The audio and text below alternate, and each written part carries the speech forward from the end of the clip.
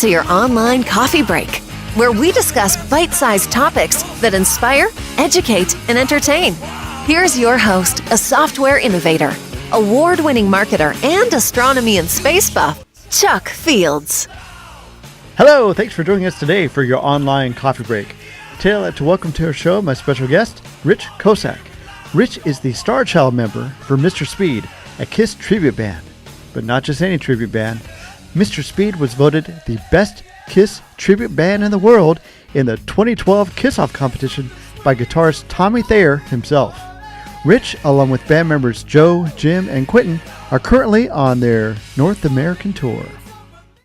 Rich, thanks for joining us today. Appreciate it. Thanks, Chuck. I appreciate the invite. All right, now, Mr. Speed, you guys have been performing as a KISS tribute band for 24 years. How did that get started? Were you like the world's biggest KISS fan, I imagine? We were KISS fans. The way it got started was I had a chance meeting with a guy at a Pittsburgh record show. Mm-hmm. And he happened to be looking at a KISS book, so I made a comment over his shoulder about it. Turns out he was a big fan like me. So by the end of the record show day, we exchanged phone numbers.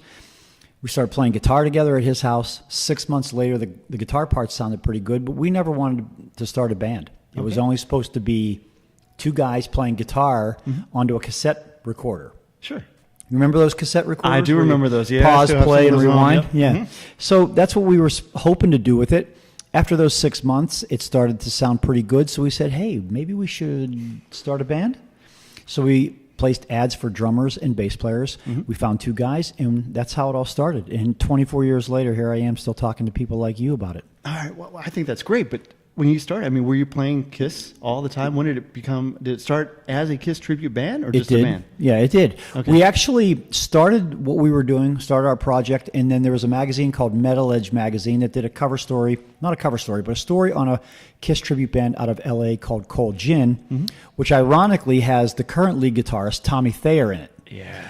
And I showed this to the guys that I was with, and I said, maybe we should do what they're doing.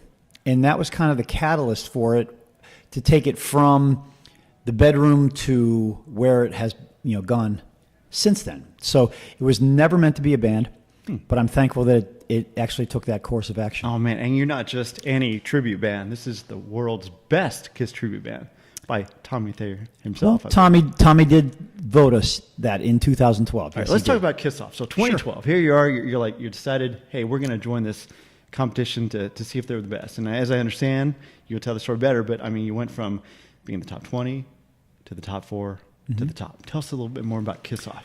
Well, when we saw it on KISS Online, we were kind of shocked. And I reached out to all the band members at the time, and I said, do you guys think we have a shot at this? Do you guys want to get involved? And they all unanimously thought, this is a really good idea. Let's do this. So we got real excited. But from that initial moment of me finding out about it, I had a really, really good feeling that we were going to pull it off. So we got together, we put a plan together, we decided what songs we wanted to do, we had a strategy behind it, and we started rehearsing. And we rehearsed exclusively for that gig. We did 4 songs: Modern Day Delilah, Black Diamond, Deuce, and God, what was the other song? Help from anybody in the back. It's only been Can't 6 remember. years, so. Yeah, that's what happens. Anyway, we got onto this little postage stamp size stage in Vegas with these 3 other bands. But yeah, we did get into the top 20, voted by fans, and then into the top 4. When we made the top 4, they said, okay, you're one of the 4 finalists, get yourself to Vegas. So we had to collect all of our change and our money. We flew ourselves to Vegas. Okay, all right. Yeah, nothing free. And we did it. We did the competition. It was great meeting guys from around the world. And actually, we're still friends with the guys in the Hungarian tribute band called Kiss Forever Band. Oh, okay. Those guys were a really nice bunch of guys, had a lot of class. See, that's what I thought was cool about this, because you think, Battle of the Bands, you're basically going to not get along, here's my competition over there, but you guys actually bonded with the other tribute We bands. bonded with one of the other 3 bands. Yeah, the guys from Australia were pretty much to themselves. Okay. And we really didn't hit it off very well with the guys from Dallas. Okay. They were quite upset when they lost. And so we kind of just walked away. All right. So when you guys won the competition, you got to meet Tommy Thayer. Was we that did. the first time? Yeah. You met him? It was not the first time we had met him. Okay. I was fortunate enough, and I think Joe had been fortunate enough to meet him a few other times prior to that, like at the Kiss Coffee House in Myrtle Beach when that place was still operational. Awesome. But I asked Tommy that day, I said, Tommy, what made you vote for us. What was the deciding factor? And he said, you guys played like a band. He says, you actually looked and sounded like a band up there. And I thought that was a pretty nice compliment. Coming from him, oh my gosh, Sure. it's incredible. I cannot Sure. wait to see your guys' performance in a couple hours. I'm on my I can't either. I never know what I'm going to do. I know. So this is your North American tour, and I understand you went to Canada for the first time? We did play a private party Awesome. a month and a half ago, maybe, and outside of Toronto in Richmond Hill. And so it was fun to play in Canada.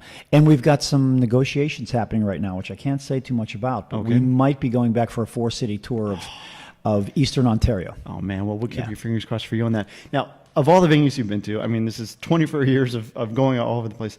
Is there like a favorite venue that you've done or favorite experience? Yeah, the Palace of Auburn Hills in Michigan, in Tell us Detroit. more about that. We played for the Detroit Pistons Cleveland Cavaliers playoff game in 2016. Awesome. And we played in front of 18,000 people. And it was pretty incredible to do that. 18,000. Yeah. We couldn't. They made us wear ear monitors so we couldn't hear the outside noise, but we got to play in front of a capacity arena. So it was really, really fun for us. What was interesting about it, though, was we were from Cleveland, but the Pistons, the Detroit team, hired us. That was the interesting twist of the whole thing. Yeah. So it just worked out that they were playing the Cleveland team, so we got to actually see an NBA game. I had never seen one before, so it was a lot of fun. They put us on a platform on one corner of the arena, and it was just a real thrill to be a part of that whole thing. That sounds incredible on that. Speaking of KISS itself, how many times have you seen these? The 63. original concert? 63 times? Yeah. Mm-hmm. Wow. It's a lot of money. I couldn't imagine that. What was your first experience with KISS? When did you first July start? 21st, 1979. Where was that?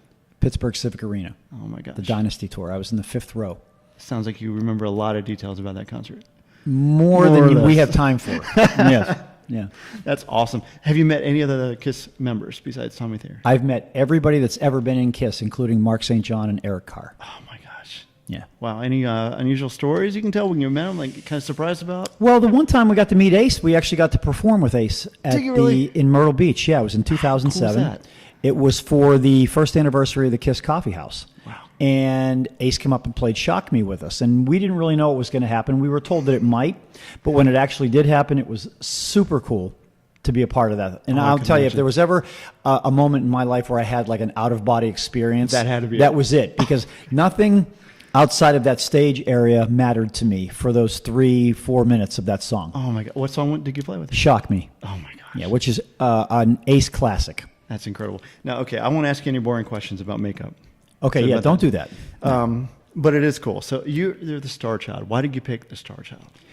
Well, it really goes back to when the solo albums came out and my local record store only had Paul's record and Peter's record. So I begged my dad for $8 because the record cost $7.49. Wow. So I went to my local record store and I stood there and I looked at them both and I thought, well, I'm going to grab Paul's. So I took it home. From the very first listen, I was blown away. And that's when I went from being a universal, all four guys in KISS fan to being a Paul Stanley fan Really? specifically. Yes. Well, let's see. Now, are you artsy like he is, or? I am. I do have the ability to draw. I am very creative. Yeah. I'm more, I don't know what side of the brain that is, but whatever side of the brain is. I think it's left, but I'm neither brain, Okay, so it doesn't matter. so I'm left brainish. That's what I am. And I do come up with a lot of the creativity surrounding Mr. Speed. I like to be involved in that. Come up with the ideas of how we create pages on our website and Nice. the merchandise, the T-shirts and things like that. That all falls onto me. I really enjoy that aspect of Did it. you come up with the name, or how did Mr. Speed come about? Is the name? That was Mike and I, the original Ace Frehley in the band. We were sitting in his bedroom in Swissville, Pennsylvania, and we were throwing names around. And at that time, there weren't a whole lot of KISS tribute bands. There may have been half a dozen that even anyone knew about. And we started throwing names, and I really liked the song Mr. Speed off of the Rock and Roll Over album. And when I said it to him, he goes, yeah, that's it. And the reason we went with that, because it's got its good and bad points. If you're an avid KISS fan, you know the song. But if you're just an average KISS fan, maybe you saw them once in concert or never saw them at all, you wouldn't even know. You'd think maybe we're a thrash metal band. Right. You know, because people, so we always need to preface in advertising and marketing, you know, the world's best KISS tribute band, Mr. Speed, or a tribute to KISS, or a KISS tribute, Mr. Speed, because people don't always make the association between the name and Kiss themselves. Oh, see, I think that sends a better message on how just distinct you guys are, because you just really know Kiss. I agree. And let me give you one better. When my wife and I met Paul Stanley and Kiss on their original farewell tour, what was that, 18 years ago? Right. In Chicago, Tommy Thayer at the time was the road manager, and he said, Paul, I want to introduce you to Rich from Mr. Speed. And Paul looked at me and said, cool song to name your band after. That is awesome. So that's all the validation I needed. Oh, man. Well, Rich, I really appreciate you just taking time out of your busy schedule as you're prepping for tonight's concert. Thank you so much for joining us today. I appreciate the opportunity, Chuck, and all the best to you. Thank you so much. Online coffee break. Wow, I really enjoyed my conversation with Rich today. They are truly an awesome cover band. If you'd like to learn more about them, just go to their website, mrspeedonline.com. I want to thank Rich for joining us today. I want to thank your audience for tuning in today as well. If you'd like to comment on today's topic, just go to our website, onlinecoffeebreak.com, leave a comment there. You can also call us at 317-862-4700. Leave a comment there. Who knows, we just might play it on the air. We'd also love it if you'd follow us on Instagram or Facebook at Online Coffee Break, and if you'd rate us on iTunes or share this episode with your friends. Thanks again for joining us today. See you next time. God bless.